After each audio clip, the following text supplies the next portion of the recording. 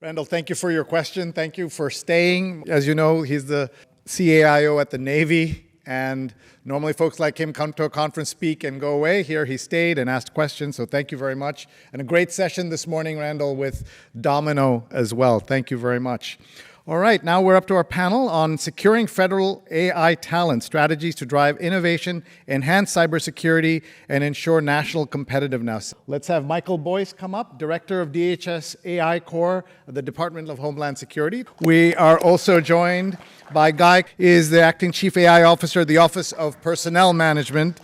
Olivia Zhu is Assistant Director for AI Policy at the White House. Please welcome her. And Stephanie Hunter is Deputy Director, Defense Digital Talent Management, Development, and Training at DoD Chief Digital and AI Office. Thank you, Stephanie. Welcome. And to bring this panel together, of course, we have David, who is going to lead us. So, David, over to you. No pressure with this panel, by the way. Thank you all for coming. Stephanie, would you like to tell us a little bit about yourself and how you ended up at DoD? Sure. Hi, everyone. I'm Stephanie Hunter. I'm the Deputy Director of Development and Training for the Chief Digital and Artificial Intelligence Office of the Department of Defense.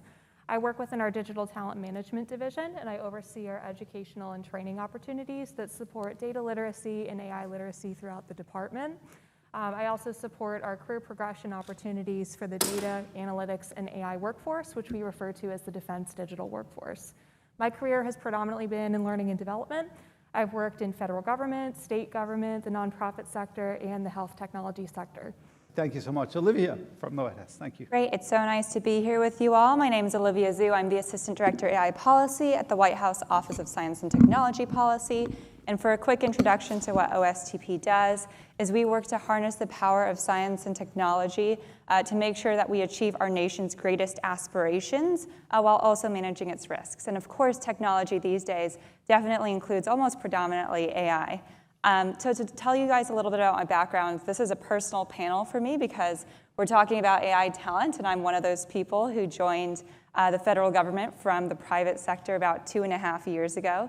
So before working on AI policy, before working on the AI executive order, I used to work at large tech companies. I was building AI systems at Microsoft Research, so I built AI systems for sales at Microsoft Research. I also worked at Amazon managing AI teams. We built AI systems for search ranking, for pricing, for a variety of different use cases. And I was a software engineer, data scientist, product manager.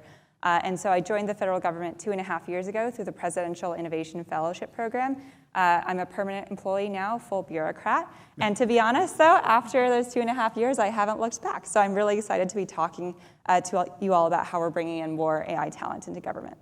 Thank you. And Guy, great to see you. Guy has been in and out of federal agencies, so I'd love to hear your background, Guy. Yeah, it's hard to believe that I have almost a 50-year career now in IT. I was at Xerox Corporation when, for those of you that are too young, you have to read about this. They invented the PC, they invented Ethernet, they invented the mouse, they invented the GUI interface, which then Apple and Microsoft stole and became the Mac and Windows. So I've had my hands on that technology as long as you can. And then going back and forth between the private sector and public sector, while I was at Microsoft, they invented Azure, which was the first public cloud before AWS came out. So I also have had my hands on the cloud as long as you possibly can. And then like the rest of you, overnight, AI was on your phone, it was on your computer. So I can't map out that career path, but I do recommend to people always work somewhere where they're inventing a new technology that you can then step in and become an expert on it. I was gone from the federal government for 17 years and came back 10 years ago. I've been at 3 agencies now, TSA, SBA, and OPM. And I specialize in moving to the cloud, and I'm very proud to announce that I have a 90-day program that I did at all three agencies to get the cloud launched. And now at OPM, my 2-year sprint to the cloud just finished, and we've moved about 85% of our legacy applications, including some mainframe applications, to the cloud. So OPM is no longer going to be the dinosaur mainframe paper-based agency that everyone's so familiar with. We are now in the cloud where we are super excited about being able to leverage AI now that we're there. We are so glad to have you back in public service, and of everyone, you've had your hands on networking and PCs and the cloud as long as anyone else on the face of the earth. So we're very grateful that you came back and helped with another cloud, 3 cloud transformations now. Michael, love to hear your background. Thanks, and congrats, Guy. That's a big accomplishment. Incredible. Michael Boyce, the director of DHS's AI Core. We are an effort to bring on 50 AI experts into the Department of Homeland Security, which will be the largest civilian agency AI team in the federal government. I was pleased to announce that we are now at 26. It is going exceptionally well. 26 on board. My Office of Public Affairs would be upset with me if I told you how many we have in the pipeline, but it's looking great. Our team is modeled after some of the other digital service teams that we took inspiration from across the government. The United States Digital Service, 18F, Defense Digital Service, a number of other teams where we are tasked with going out and thinking about how to implement AI in mission spaces. My own story is a little bit different. I started off my federal government career as a GS-9 refugee officer, where I would go to different countries and determine which refugees could come into the United States. It was a great job, but I was at the bottom of, I think I once calculated that the secretary was 14 ranks above me in the organizational chart. Not bad. Yeah, pretty good. Long story that I'll spare you. I had a chance to work at the U.S. Digital Service for a while. Also ran the refugee and asylum technology programs from the programmatic side at U.S. Citizenship Immigration Services. And then before this job was at OMB, where I joined Olivia and one other colleague back when folks were asking us why we wanted to work on some little memo about this AI thing, and shouldn't we focus on higher priorities. It was AI as a fad. Yeah, it was definitely tossed around, yeah. Really excited to talk about what the AI Core is doing. It's been a true joy and really built on the work that many of my colleagues on this panel have worked on for years. And right before lunch, we had your colleague Chris Crafts on. He mentioned that the amount of resumes that you got, 14,000, am I correct? 14,000 applications that someone had to go through to get to those 26 people. You've got the cream of the crop. But what an inspirational story to hear how many people are interested in working in AI in federal government. Yeah, thanks, Dave. And it's very exciting, to say the least. Absolutely. Absolutely. Well, let's go back to that crazy little memo you were working on, which turned somehow into an executive order on AI from the Biden-Harris administration in 2023. Can you get us up to date? Give us a little bit of background on it for those who aren't familiar with the executive order and the guidance from the OMB. Yeah, for sure. So last October, which is almost 1 year ago, President Biden and Vice President Harris issued the AI executive order. And it takes over 100 actions and pulls every lever the federal government has to offer to make sure that we're ensuring safe, secure, and trustworthy AI across the nation. It does things like establishing the AI Safety Institute, directing policy for the government use of AI, which is now M2410, which the Vice President announced. It talks about standards for misinformation and making sure that we're labeling AI-generated content so the public knows when the content you're interfacing with is AI-generated. It also does things like making sure the EEOC and other regulatory agencies are using their authorities to protect consumers, patients, and students as well in the use of AI in education and healthcare and other critical sectors. So really does a broad range across the board. So when the team was drafting this executive order, the question was, how are we going to get this all done? These are over 100 actions, right? And each of these I'm rattling off in a second or two, but they take months of work. Like when we talk about making sure that the use of AI in education is fair, equitable, and trustworthy, like that's a pretty big guidance document. So as part of the AI executive order, President Biden and Vice President Harris launched the AI talent surge to call on the public to bring their skills to serve in the federal government and to help us achieve the nation's AI mission and to accomplish all of these AI executive order tasks. So they made this call in October of 2023. Former President Obama also echoed the call. And to be honest, we weren't totally sure how it was going to turn out. We've got a lot to compete with as the federal government with regard to pay, with regard to location, right? There's a lot of different factors that would make someone motivated to join the federal government or not. But to our overwhelming surprise, like Michael mentioned, the response from the public was overwhelming. People signed up immediately to learn about positions working on AI in the federal government across programs like the Presidential Innovation Fellows, the U.S. Digital Service, the U.S. Digital Corps, and also permanent jobs across all different federal agencies. And there were thousands of applications and really high quality applications. And so we were really thrilled to see the response from the public.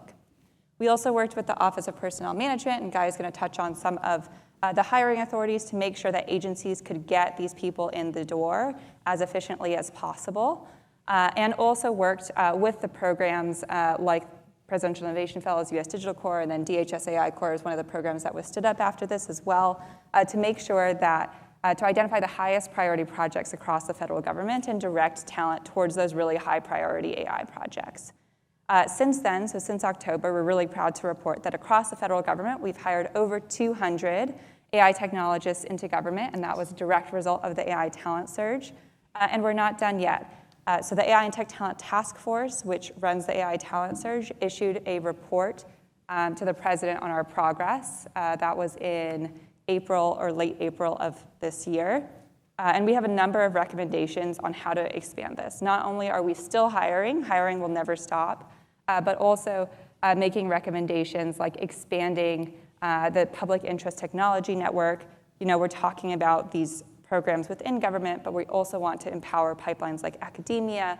We want to empower pipelines like fellowship programs outside of government to be bringing more people into government and to really expand the pathways for the AI talent surge. And the message we receive here is that the public is clearly ready to serve, especially with the AI mission. I hear that it's like 3 times the number of applications that you've had in the past, right? 14,000. Yeah, we received 3 times the number as previous periods. It's inspiring, and if anybody is interested, it's ai.gov/apply, and I know I've got a lot of folks in the audience who are interested, and some who are serving, like Michael Conlon right up front, who's a Presidential Innovation Fellow. All right, thank you for joining us. Michael already applied, I think. So yeah. You don't have to apply.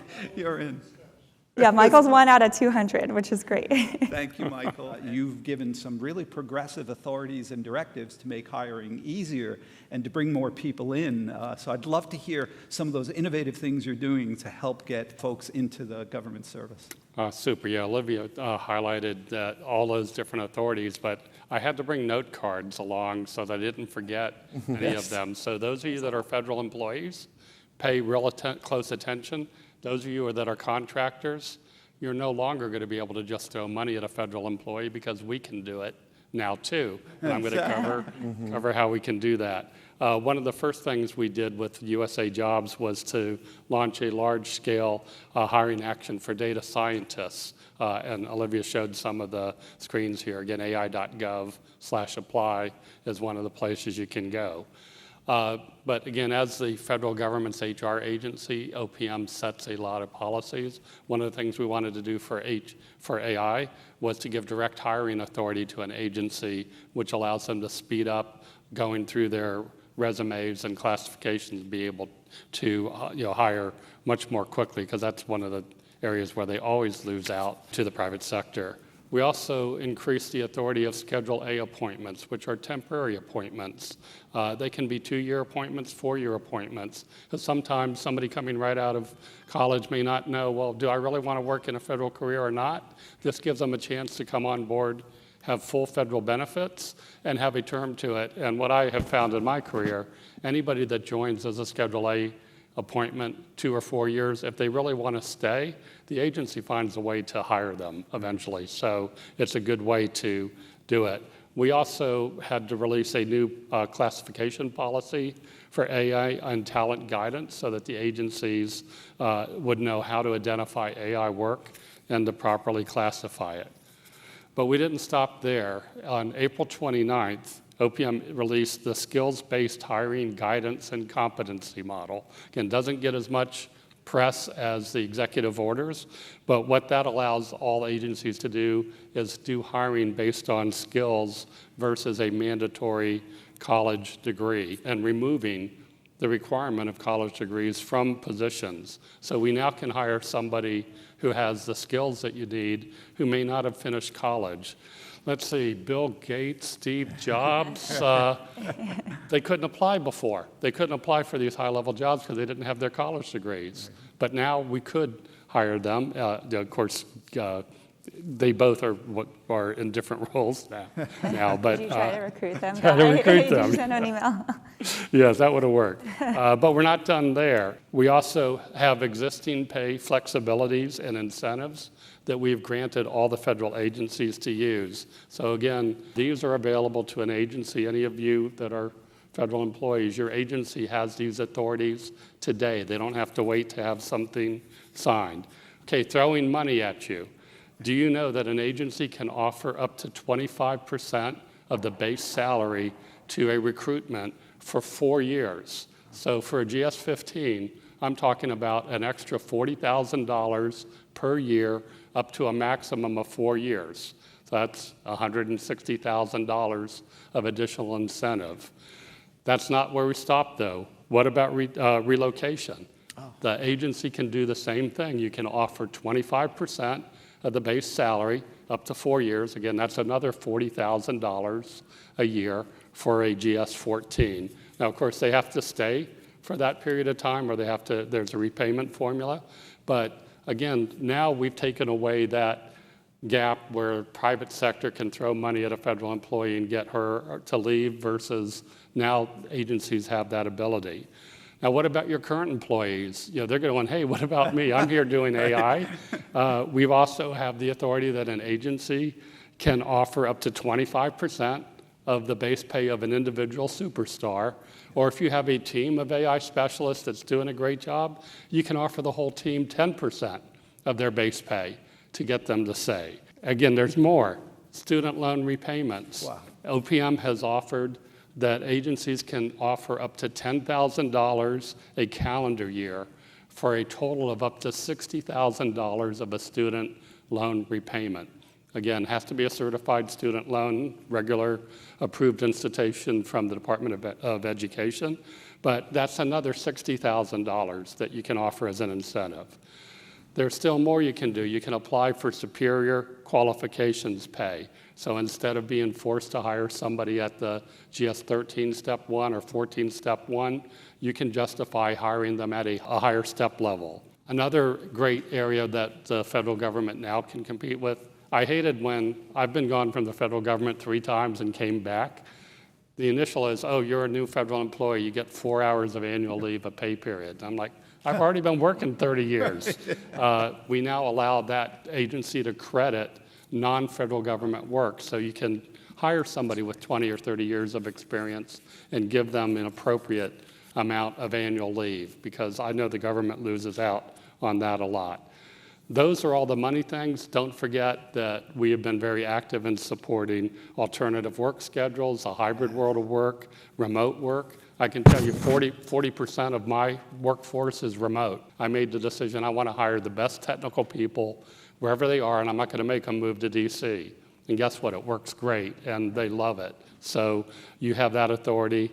And then the last one is if you need to justify a memo, you can write OMB and OPM to say, hey, here's a critical pay, here's a special situation. If you throw all those other things on the table and you still need more, we have another exception option for you to be able to do that.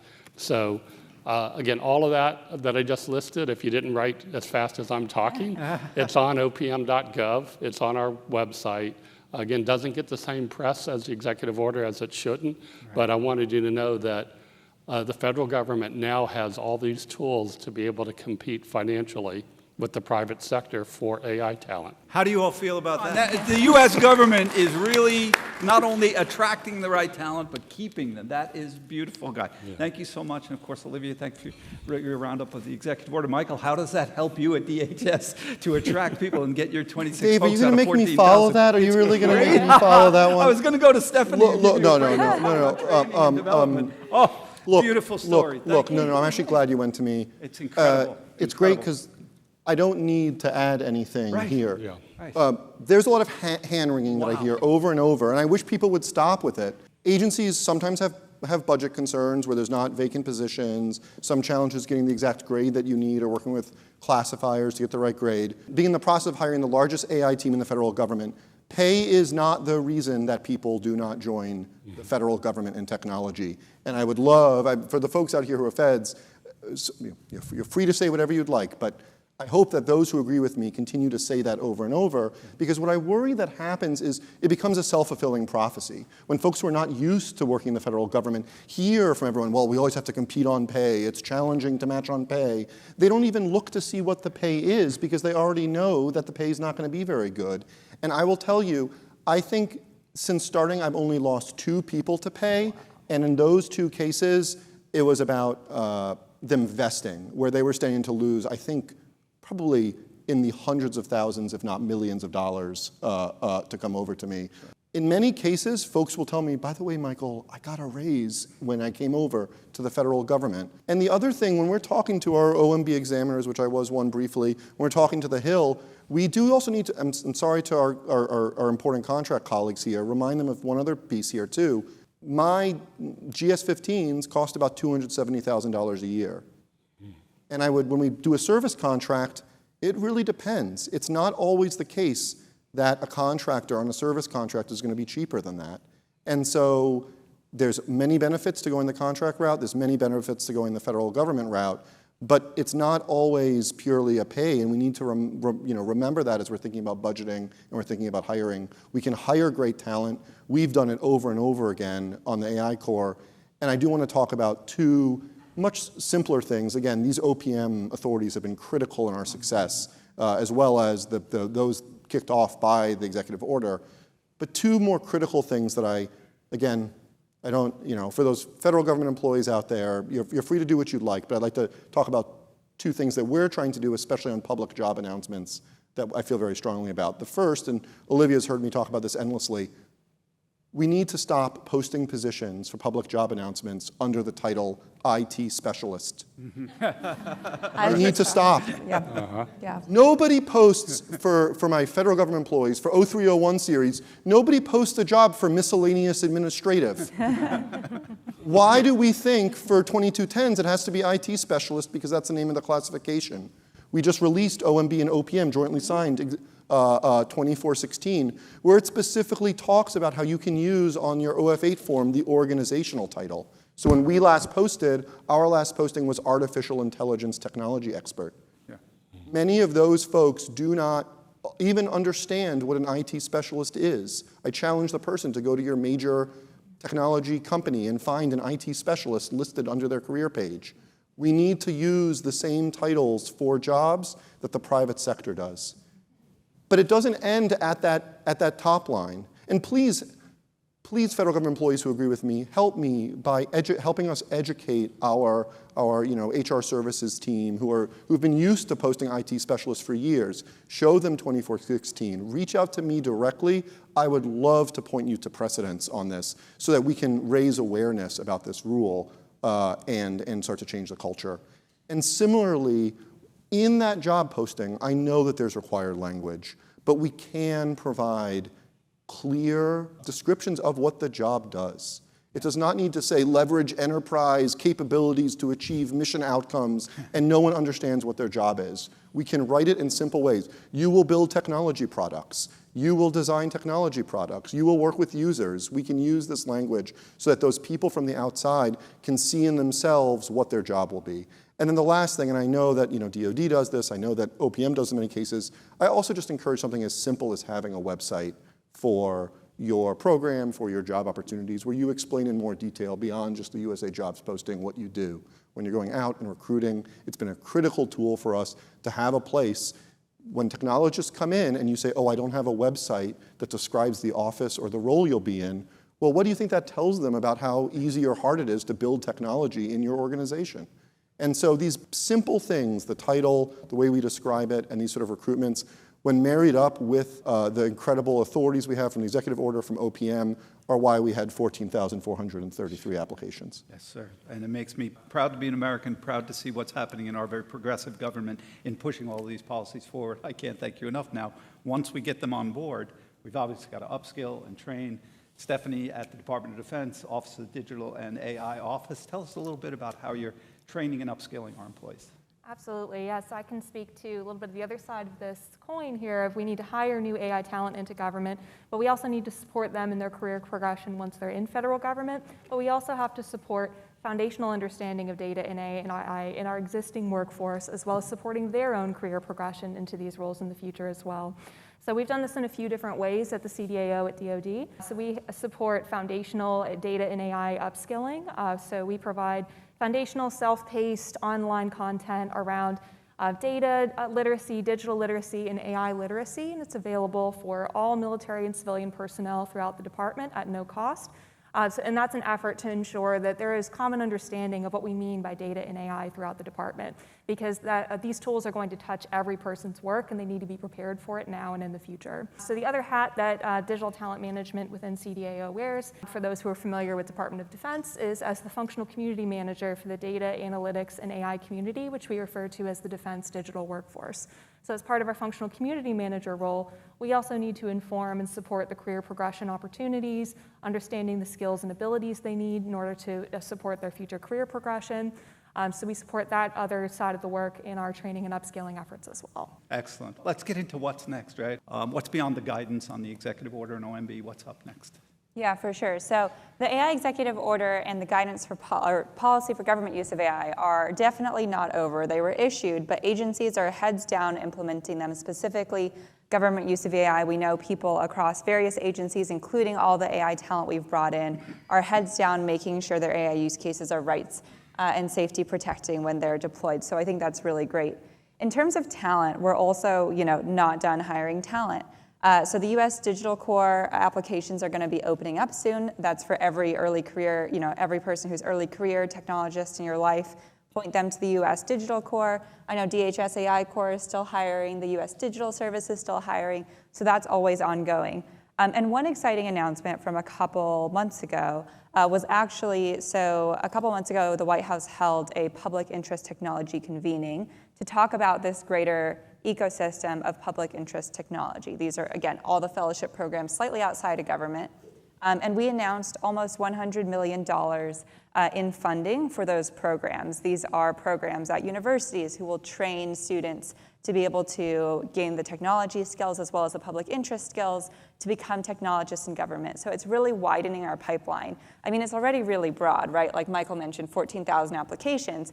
It's really great, but we will also want to diversify the amount of people who can come into the federal government. There's a lot of work ahead, more hiring to do, and also broadening the pipeline of people we're bringing in. So we're trying to fire on all cylinders here, but definitely still a lot of work ongoing. How about interagency collaboration, which was another part of the executive order? Talk a little bit about Claire's role and the vice chair. If you could. Thank you. OSTP serves as the vice chair of the Chief AI Officer Council, and Guy here is one of our acting Chief AI Officers. And so the Chief AI Officers were established by the AI Executive Order. Not only does the AI Executive Order aim to bring in AI technologists into government, but also to empower AI leadership at agencies. And Guy is a really great example of AI leadership at OPM to make sure that there's really strong technical leadership in implementing AI at different agencies. And so one of the big ways that we're empowering the Chief AI Officers is through the Chief AI Officer Council, through which Chief AI Officers share information about, for example, how implementation is going, what are big pain points of implementing AI at your agency, what are big pain points of where Chief AI Officers are trying to experiment with generative AI. Turns out a lot of Chief AI Officers are looking at similar problems, which makes a lot of sense. Everyone gets a lot of, for example, comments from the public. And, there's similar solutions in how every agency can solve that. And so we're really excited about the Chief AI Officer Council because we see it as a really good place to not only share learnings about risk management practices and compliance with policy for government use of AI, but also to foster innovation and to share ideas on, how are you getting tech talent in? Actually, yesterday, I was talking with the Chief AI Officer, Michael, who didn't know that you couldn't call something a 2210 an IT specialist. So I'll probably introduce them to you. Please do. Yeah, they were like, "Wait, you time can't." for the earful. If they don't They told me, they were like, "Hey, so I posted a new job," and I was like, "Great," and jokingly, I was like, "You didn't call it an IT specialist, right?" And they were like, "No, I did," and I was like, "Oh no, we're gonna have to go back on this one." But really sharing learnings across talent, across innovation, across risk management, and so. The work definitely continues, and the collaboration is really strong across all the federal agencies. And Guy, we chatted earlier, on our call about the age of the OPM team, right? Yes. And who's going to be here 5 to 10 years from now, and with exponential technology like AI, constantly trying to have to reinvent the workforce. Give us a little bit of background on the challenges that you face with your existing team and other agencies. Well, sure. One thing I realized I didn't say is that acting Chief AI Officer is my second job, my nighttime job. I'm actually the CIO of OPM. You've got a job to do. And that's my 60-hour-a-week job, and then I get to be acting Chief AI Officer until we hire the permanent one.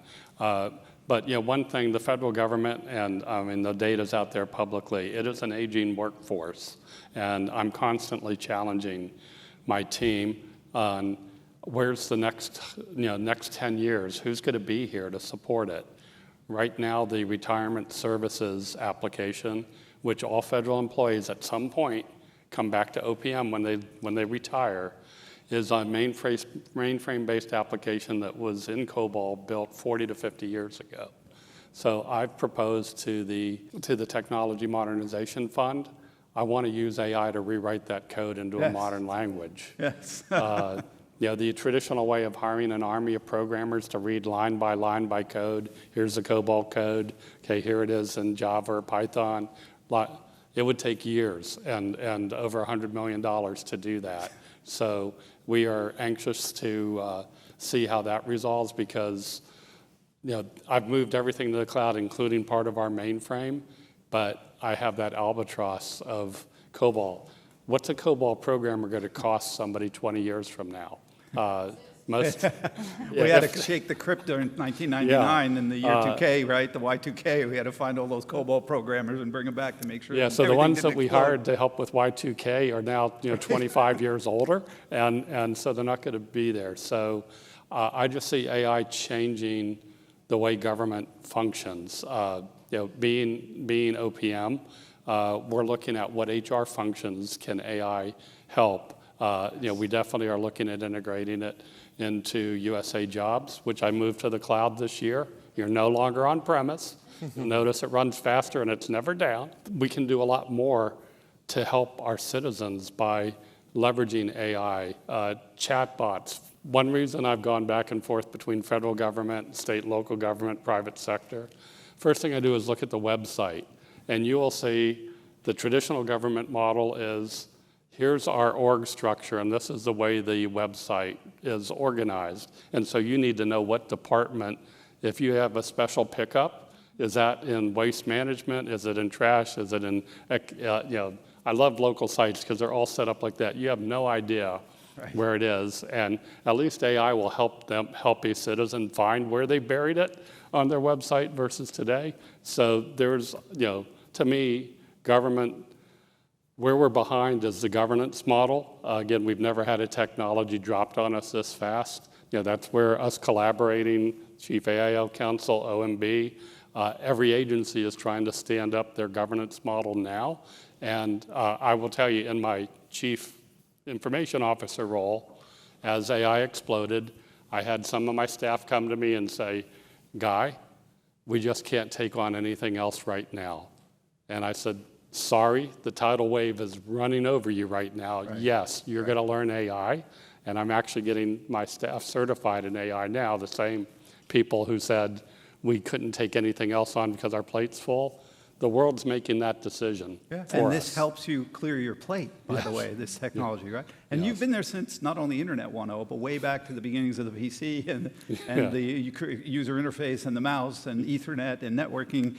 And you had mentioned how AI is moving so exponentially fast. It took so many years, right, for the internet to be deployed and people to get used to it. To touch on all of that because this has really hit us fast and it's coming like a freight train. Yeah, for those that are younger, when PCs first came out, they cost about $5,000 to $10,000 back in 1980 dollars. That meant, and with the federal government budget cycle being 2 years behind, nobody had in their budget to buy PCs at that cost. So they only gave out a few people were lucky enough to get a PC. What I saw was I had coworkers buying PCs at home and bringing them into the office because the government wasn't moving fast enough for them to do a better job serving our citizens. And when we jump forward to the internet, there was a very nice time with the internet where there was no hacking, no pornography, no hate crimes, and we didn't even need tools to block all of that back in the early days when it was based on scientific research. Again, you saw that evolved over time to where we have to have all those blocks today. AI is so much faster than any of the rest of that. That's why I tell my team, we can't stop it. We need to get ahead of this wave. We need to work out our governance model. Something that I'm really excited about is we came up with a 3-step process for our business offices to experiment with AI. We give everybody a sandbox that I pay for out of my budget. I didn't want money to be an issue. And so they can work with us and try. We have a governance group that meets, but once it's cleared there, they're allowed to go experiment and see what it is. If that looks like a promising situation, we then bring it back to our governance site committee to say we want to go to a pilot stage, which is going to put it closer to production. We do a pilot, and then once the pilot looks really good, again, we do a governance meeting and move it to production. Seems very simple, but for the people that are overwhelmed, oh my God, I don't know what to do with AI, something as simple as that, I can tell you our sandboxes we keep internal. We don't bring anything, no connection to the internet, no external users. It's all within OPM. But I have about 15 sandbox cases going now because I took money off the table. I took having to beg for the technology. We're like, here you go. You want to try this? Do it. So I think agencies need to move faster than we have on adopting technology in the past. Thank we you just for can't pushing wait. them. Absolutely. I'm breathless. This is amazing what you've accomplished. And the question originally, Michael, was what's next? You've come a long way, and not get complacent. What is next now that you've got the team partially filled? Dave, it's a great question. And I want to pause here by also saying, I was actually just before stepping on this panel, Dave nicely got me a room to talk to some colleagues at OPM about some of the features that they're building in to USA Jobs. And I have to say, don't tell Eric Heisen, my DHS bosses here, but OPM is ahead of us on a few things. I'm not going to lie. Yes, good job, guy. OG. That being said, so it's funny, we have 26 folks on board, and you get the folks on board and then said, so what have you accomplished? It's been 2 weeks. What have you delivered? Here's something about what's next. Clearly, the secretary believes that AI will be a transformational technology. He wants to seize that opportunity, but also ensure, of course, that we're upholding privacy, civil rights, and civil liberties. And so my team right now is doing a lot of work to engage with our components to identify those top priorities. We have a bunch of work going on, but the reason that I'm not going to share all of it is for a simple reason.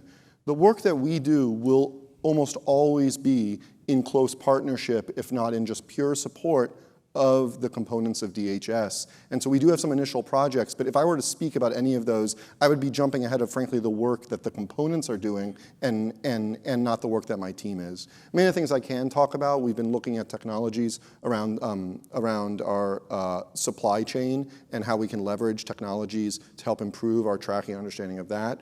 I have a couple of folks who've already started with my team who've done great work thinking about implementing a lot of these policies, especially from a testing and evaluation perspective. We've been engaged with colleagues at Homeland Security Investigations and at the Coast Guard to help and ensure that, they were already quite strong, but to even further ensure that their models and technologies are working in the ways that they expect and are trustworthy and reliable. Many of those I can talk about because they were cleaner lifts. Some of the bigger things that we are working on, I can't wait to share with you all, and I'm very excited about. I will also talk about what DHS is doing broadly, because I think, and I certainly the AI Corps does not get credit. One, we get a little bit of credit. But other than that, the AI Corps does not get credit for any of these, but we've been very public about our generative AI pilots. And so this is I've seen actually OPM has showed me some of the things that they're looking at, which are incredible. The one that I think is my favorite, coming from U.S. Citizenship and Immigration Services, is a great generative AI tool to help with training. And I think that we're really focused on chatbots, but I think over time, as folks kind of get over that initial hump, we'll start to see how generative AI plugs in much more subtle ways into existing workflows. And so the way that this use case works is our asylum officers, our refugee officers, that was my original job, conduct 3-4-hour-long interviews with refugees seeking protection. And the way that they're trained up until now is we will either hire or pull another officer outside of their normal duties to sit there and pretend to be a 9-year-old refugee sitting in the back of the room, or someone, a Congolese person, 30-year-old Congolese person who fled 6 years ago, and then they will get a little training instruction. They're busy folks. They do a great job of doing it, but they don't memorize all the instructions. They do their best job, and then eventually, after a few weeks, they go back to their normal job. While this is happening, that interviewer actually, even in a live interview, will be taking close to verbatim notes of every question and answer that is being stated in that interview to determine it, in a special application that we made.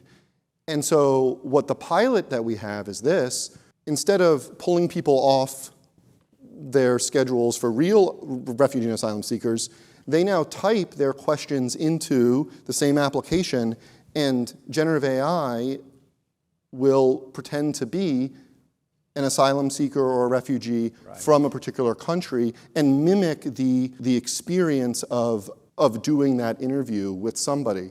It was very funny when we first started training, we actually didn't do training. All we needed to do was fancy prompt engineering for those wonkier folks out there. But at first, when we first started doing it, they would say, "So why did you flee your country?" And the response would be, "Well, according to Section 10142A of the Immigration and Naturalization Act, like I'm a refugee pursuant to."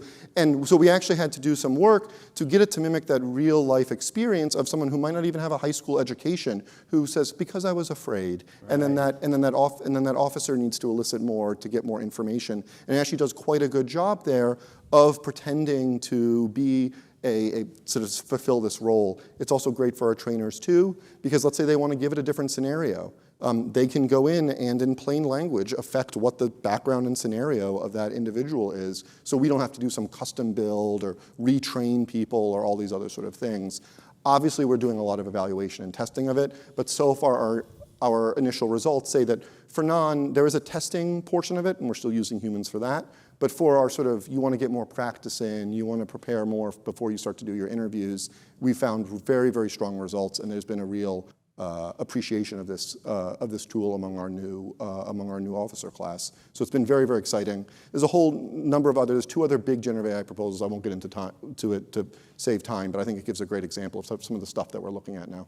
AI is not new. AI has been around 10, 15 years. The consumer interface, the simple consumer interface into AI using Gen AI is relatively new. And I guess now is the time also for DHS to move from getting the team on board to actually delivering. Right now, let's execute. We're proud of what we've done. Now let's deliver. Right? And to be very clear, we are delivering. I just, out of respect really for my component colleagues who are in many cases doing the majority of the work, want to make sure that before I talk about that publicly, that we are giving them full credit for the incredible work that they do. Absolutely. Thank you so much, Michael. I'm going to open up for questions, so get the mics ready, get your questions ready. It's very rare you get a chance to interview folks from the White House and DHS and DoD and OPM. So this is a silly question, but it ended up being a really interesting one after we laid it out. What was your aha moment with AI? And for me, I'm an event producer. The thing that takes the longest is to craft the topics and abstracts. It usually takes me so much time. Gen AI, I'm done in 5 minutes, right? So let's start with Olivia. You're an AI native. I mean, you were at Microsoft, you were at Pinterest, you delivered products. But what was your aha moment, or did you have multiple aha moments with AI? Yeah, I mean, honestly, I've been doing AI since 2016, so I think there was less of an aha moment, but I think that the biggest one that I found and why I'm still here and why I come to work every day is seeing the potential of AI in the federal government. And the federal government is amazing. The range of roles that we play as the federal government is huge. We help predict the weather, we're an insurance provider, we're a healthcare provider, and the list goes on and on and on. And the amount of places that AI can be used and is already used by federal agencies is just so inspiring to me. So we are using AI to help predict the weather. We're using AI, we know the Social Security Administration has a long backlog of disability claims, and they're using AI to help expedite getting disability benefits to people who need them. We are also using AI for conservation efforts. So there's an actual AI use case, which is detecting ice seals, like the animals in the Arctic, or in the Antarctic, the other one, the southern one, because apparently that's I don't know the seals very well, but I do know that they're an indicator species, and so using AI and computer vision to figure out how that population is changing can help us figure out how the Earth is changing. We're using AI to predict soil moisture for agricultural to increase food production. And so it's really, really inspiring to me, all the ways we can use AI for huge purposes to make life better for Americans, for the public, and to really, really achieve our nation's aspirations. So that's my big aha moment and why I come to work every day. So many great ideas. And NSF, the National Science Foundation, of course, funding a lot of these great initiatives as well. Yeah. Guy, how about you? How about an aha moment or multiple ahas? I already said, to me, the speed of the consumer release of AI has been my aha moment. But the two areas that I know we're going to have to deal with in the federal government, and each agency is going to have to take this on their own. You're going to get job applicants that used AI to write their resume. Is your agency going to use AI to review what their AI wrote? Or are you going to limit it to humans interpreting it? So again, culture change with this technology is going to be big. And the second thing, I'll add the same thing on procurement. Oh, yeah. A very small firm can use AI to write an incredible response to your proposal, which I hope you used AI to align to the FAR and make sure everything was in compliance. But again, each agency is going to have to decide, how are we going to deal with receiving AI items that are HR and procurement? And some people are like, no, we're not going to use AI to filter out job applicants, but you're going to get job applicants that came in with AI. So I think the culture change is going to be the biggest aha moment on how we deal with how fast this has moved. For sure. Michael? I'll keep it quick. When I was considering this job, I asked, so how does the applicant pool look? And everyone said, oh, it looks great, but they wanted me to take the job. So of course they said it. And then I took the job, I saw the list, and it reminded me for maybe the 100th time in my career that there is no lack of amazing people who want to serve their country in technology roles. And it was great to see that again. That's inspiring. Thank you, Michael. Stephanie? I think for me, the aha has been watching the power that education and training can have, and taking someone from a place of fear or concern around the use of AI to a place of curiosity and interest in experimentation and innovation. I think that's been my own personal experience with a variety of AI tools. And when I see that reflected, especially in our executive leadership, in our training that we do with them, it's really inspiring to see folks move from a place of fear over the risk of AI into a place of understanding the technology and wanting to know more about the problems that it can solve within their agency or their service. So just getting to see that progression, especially in executive leadership, and the impact that that can have on culture change, to create a space where people are able to solve problems with AI from both the bottom up and the top down. That's been really, really inspiring for me, and I think that's been both my personal and professional aha moment with AI. Fantastic. How about another round of applause for this incredible panel? I'm so proud of you all. Great. Any questions? John Radovan, MIT, former Deputy Director of the Air Force's AI Accelerator, retired last year. And just want to say that, one, congratulations on the AI executive order. That happened 1 month after I retired. It made me want to come back and join the federal government again. You can still come We're back. hiring. Yeah, you can still come back, John. MIT is nice. And so I really believe that executive order will probably go down as one of the most important executive orders that was signed for a while, just because of all the changes that have kind of come out of it. But one of the things is it's the executive order is not appropriations. And so the talent piece, the education stuff, these are long lead items. And so just wondering, I know you can't, with an election and Congress doing the appropriation stuff, was there an idea of where the appropriations will catch up? Because a lot of the federal agencies are having to do this kind of out of pocket.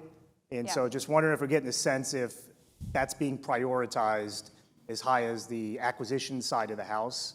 Just wanted to kind of get your thoughts on that. Yeah, for sure. So first of all, yes, we know budget is a huge issue and it's a big priority for us. So in the recent budget proposal, President Biden put in for around $100 million in funding for AI talent across federal agencies. So it's definitely something that we're prioritizing proposal-wise on the executive branch side.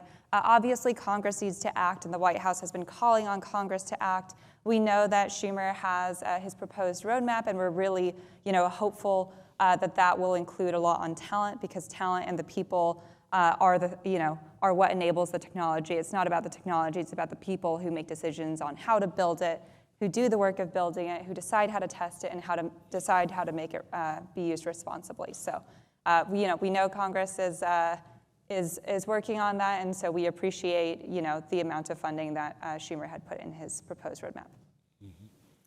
And I was just going to add to that, from an agency perspective, we just submitted our FY26 budgets to OMB, and now that we're under a continuing resolution for FY25, which is based on FY24. Again, that means in FY24 and 25, the agencies that were heavily using AI before it became a commercial boom, they at least had funding in their budgets for it. The rest of us did not. So even as we go into FY25, agencies, the budget was produced after AI took off. So it's really FY26 is the first chance that we've had to say, hey, we want, in addition to the staffing money and the investments, for us to run AI in our agency, we need this amount of money. So just remember, FY25, the continuing resolution, is based on FY24 dollars.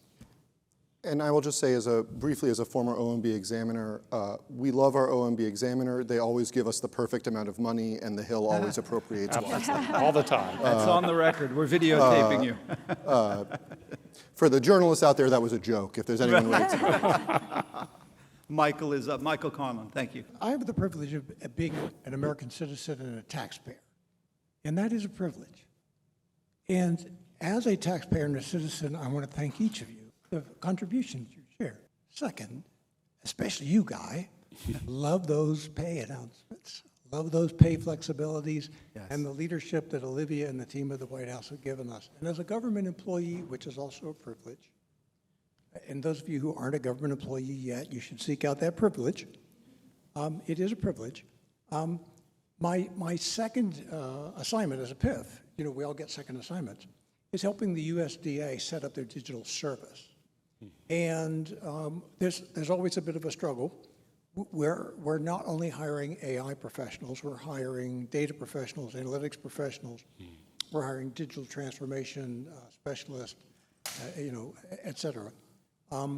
Is there any possibility that the work you've done around direct hire and accepted service permissions will be extended into these related fields? Because we need those kinds of professionals as well in the federal government to help the AI professionals be successful in the projects, because this is a team sport and we need the whole team there. Right now, we're struggling a little bit with the traditional hiring decisions that are made, and a little bit more latitude and flexibility would be incredibly welcome if that's in our future. But even if it's not, again, my thanks to all of you. I'll get a couple of suggestions for you. And again, I'm the CIO and not the HR specialist, but I'll tell you how I'm using the authorities. If you designate any of your job categories as difficult to hire, a lot of the authorities I just listed out are available to you beyond AI. And then you can request direct hire authority in a different job category by coming to OPM. And again, direct hire works up through GS-15s. Big mistake people make, it will not work for SL or SES or ST positions. Those you have to go through the regular, but all the way up through a GS-15. And I just gave you two ways to pay a GS-15 $160,000 more to do it, so that you don't need, if you're getting an SL just because of the salary, you can now provide that at the 15 level. I'll also say the AI talent surge is both AI and AI enabling talent. Yes. So when OPM granted direct hire authorities, it's also for 1560s, not just 2210s, but 1560 is the data scientist series, which means you can use it whether your data scientist is doing AI or whether they're doing data analytics. It's also for computer scientists. I'm going to not computer engineers. There's probably at least 5 different categories of people in addition to your traditional AI technologist. And I'm sorry, I do have to add one more thing. I mean, and I might be getting ahead, I haven't been focusing on it as much because I've had the hiring authorities that I need for my own team, but I think that the acting director of OPM just announced that he actually is extending direct hire authority to a wide range of different positions that are unfortunately under the IT specialist category, separate story there. I will say also, if you go to the DHS AI Core, our most recent opening, which is now closed, though there's other hiring actions moving forward, you will actually see that the way we did it is we have AI technology expert, but actually underneath I have 8 subcategories, including senior human-centered designer, staff software engineer, staff data scientist. That is all within that AI technology expert category. When the person goes into USA Jobs, they in fact click a button of which of those 8 roles they would like. And USA Staffing, again, OPM makes incredible websites, will automatically generate separate lists for each of those sub-roles for me, all within the same hiring authority. So again, please take advantage of the titling flexibility here. I do not think that the only AI experts are somebody building foundational frontier models. In fact, I think that while testing and evaluating will be an important part, I'm not sure my team will ever try to build its own frontier AI model. A lot of what we'll be doing is applying the existing work or evaluating the existing work that companies, other teams have done, and that requires a range of different skill sets. Great session. And remember, tell your friends if you're interested, if you know someone who's interested, AI.gov/apply. right? I'm so proud, again, to be an American and to see the kind of progressive policies that are moving this country forward. We are far and away ahead of the competition, and we need to stay there. This is a very competitive space, and you're doing all you can and more to make sure that we maintain our competitive edge. So please, for a third time, let's give a rousing round of applause for our servants, our public servants.